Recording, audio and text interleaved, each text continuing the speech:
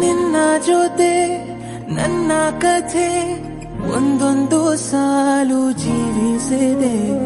ನನ್ನ ಜೊತೆ ನಿನ್ನ ಕಥೆ ಬೇರೊಂದು ಲೋಕ ಸೃಷ್ಟಿಸಿದೆ. ಎಂದು ಹೀಗೆ ಆಗಿಲ್ಲ, ಏನು ಇದರ ಸೂಚನೆ?